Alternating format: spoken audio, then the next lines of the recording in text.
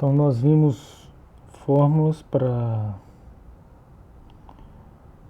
calcular confiabilidade equivalente para associação em série e para associação em paralelo. Qual que é a limitação dessa abordagem, né? O problema é que tem muitas configurações que não são redutíveis a uma composição de associações em série e em paralelo. Em particular, a gente tem exemplos bem simples, né, com poucos componentes, que são chamadas de pontes, que caem dentro dessa situação. Então aqui a gente tem um exemplo de uma ponte. Então ela é formada aqui por 5 componentes e ela não é redutível a uma composição de associações em série e em paralelo. Então como é que a gente procede nesses casos? Então, se for um caso em que existem poucos componentes, a gente pode listar todas as combinações e avaliar a confiabilidade em cada caso. Então, para essa configuração aqui, né, a gente precisa escrever cada combinação possível. Então, aqui eu tenho 5 colunas aqui para cada componente. Eu vou escrever S se o componente funciona e N se o componente não funciona. Então a primeira possibilidade aqui é que todos os componentes funcionem. Então, se todos os componentes funcionarem, o sistema também vai funcionar. Pode ser que apenas o primeiro componente não funcione. Se só ele não funcionar, eu ainda tenho essa rota aqui por R2, então o sistema vai funcionar. O sistema funciona.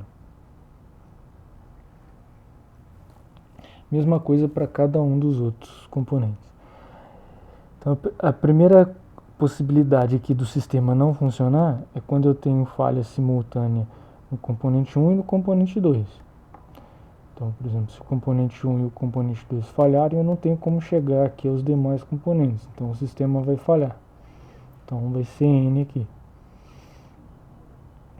Se os componentes 1 e 3 falharem, o sistema ainda assim vai funcionar. Se os componentes 1 e 3 falharem, eu ainda vou ter essa rota aqui por R2 e R4. E vou prosseguindo, né? Até chegar no caso extremo aqui em que nenhum dos componentes funciona. Aí, obviamente, nesse caso também o sistema não vai funcionar. Qual que é o total de combinações que eu tenho aqui, de possibilidades? Então, para cada possibilidade, o componente 1 pode funcionar ou não. Então, eu vou ter um total aqui de 2 elevado à quinta potência de possibilidades. Então, tem um total de 32 possibilidades. Eu teria que escrever cada uma para calcular a confiabilidade do sistema. Então, cada uma dessas possibilidades vai ter uma probabilidade. Então, para a primeira possibilidade aqui, de todos os componentes funcionarem. Então, se eles são independentes, a probabilidade de todos funcionarem vai ser o produto das probabilidades de cada um funcionar. Então, vai ser o produto aqui das confiabilidades. A probabilidade desse evento vai ser o produto aqui das confiabilidades. Nesse segundo caso aqui, de apenas o primeiro não funcionar.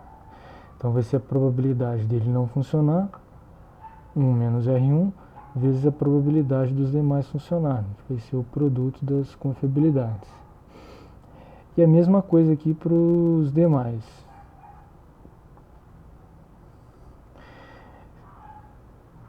Então, para cada combinação dessa, a probabilidade associada vai ser o produto aqui. Se o componente falhar, vai ser 1 menos a confiabilidade dele. Se ele não falhar, vai ser o próprio valor da confiabilidade. E aí, como é que a gente faz para calcular a confiabilidade do sistema? Então, a confiabilidade do sistema é a probabilidade do sistema não falhar. Então, eu vou ter que somar todas as probabilidades aqui em que o sistema não falha. Essa seria a confiabilidade do sistema.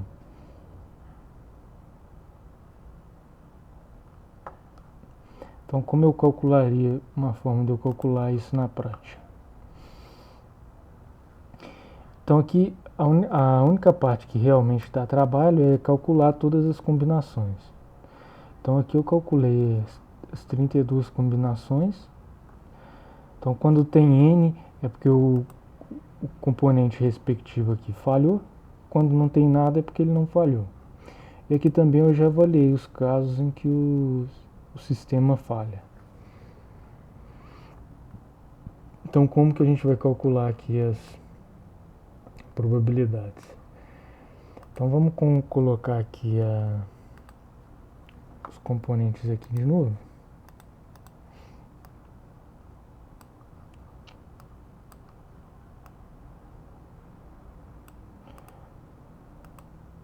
Então, vamos chutar aqui, colocar valores arbitrários para as confiabilidades dele. Então, vamos supor inicialmente que todas as confiabilidades aqui de cada componente vai ser meio.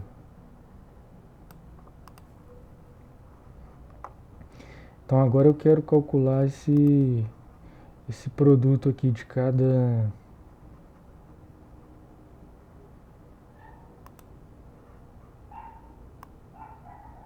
confiabilidade. Então, o que eu vou fazer? Eu vou fazer um teste aqui. Se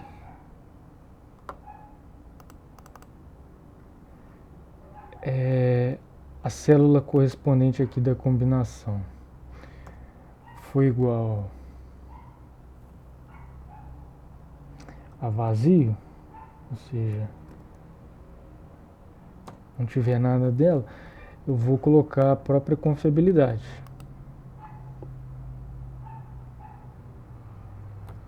E se ela não for, eu vou colocar 1 menos o valor da confiabilidade do componente.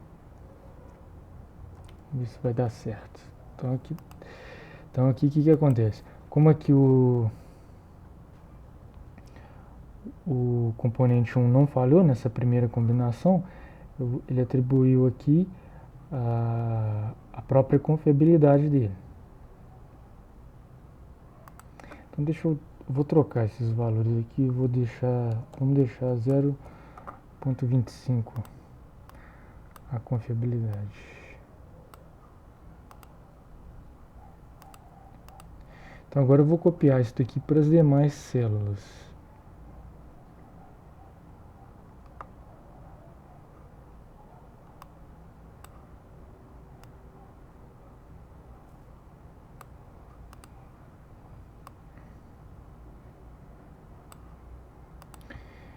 E agora eu vou copiar para cada combinação. Então aqui eu vou fixar o valor aqui da confiabilidade do componente, que é 0,25. Está na célula P12.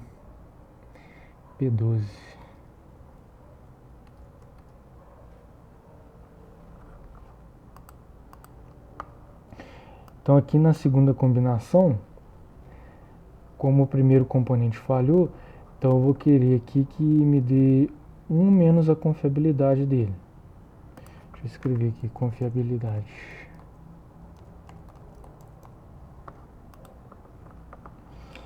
Então eu vou querer 1 menos a confiabilidade dele, que vai dar 0,75. Vamos ver se vai dar certo.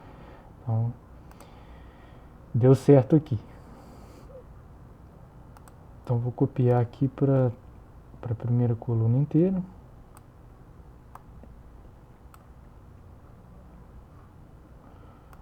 Vou copiar aqui para a segunda coluna. Vou fixar de novo a confiabilidade do componente 2 e vou copiar.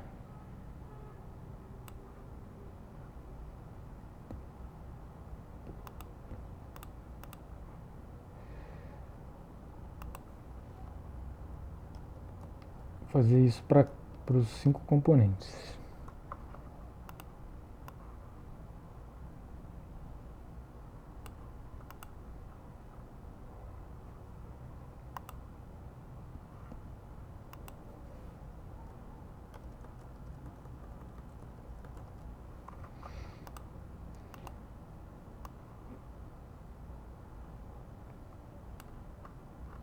E aqui para o último,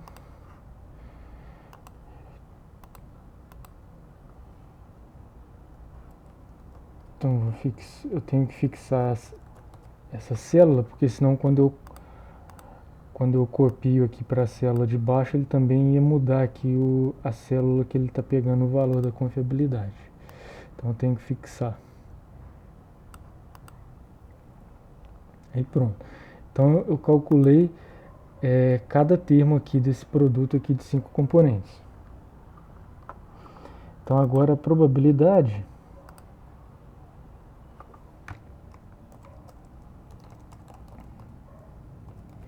de cada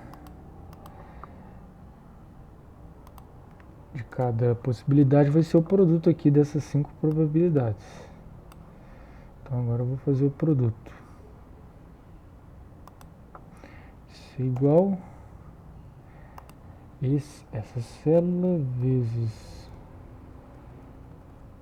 esta célula vezes esta célula vezes esta célula vezes esta célula. Opa.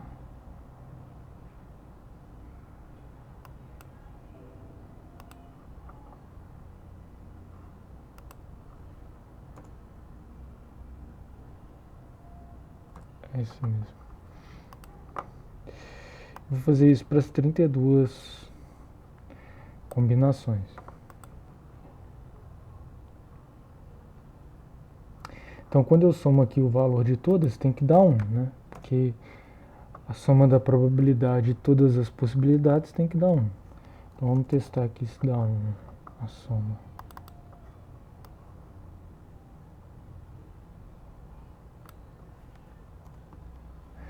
Então, aqui a soma deu 1, em princípio está ok. Agora, qual que vai ser a confiabilidade do sistema? Eu só vou somar aqui as probabilidades de onde tem S. Então vamos fazer aqui a coluna da confiabilidade.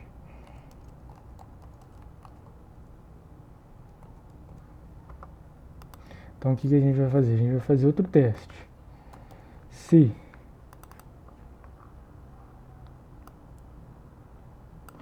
esta célula aqui for S,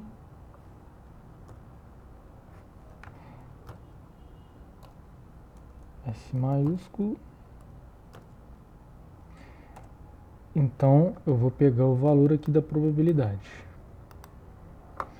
Se não for, eu vou pegar o valor 0. Somar 0 não vai mudar. Então vamos ver. Então nessas primeiras 6 aqui, ele vai ter que pegar o mesmo valor da probabilidade.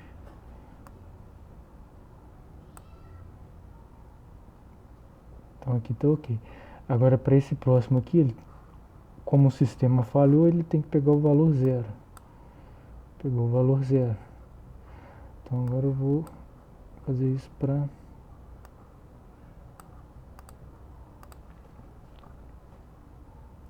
E aí a confiabilidade no caso vai ser igual à soma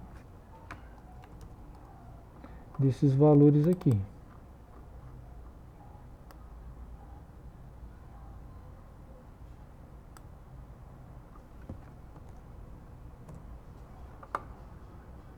Então tá aí o valor da confiabilidade. Então quando eu olho para essa configuração aqui, Se cada um dos 5 componentes aqui tem confiabilidade 0,25, a confiabilidade do sistema vai ser 0,14 aproximadamente.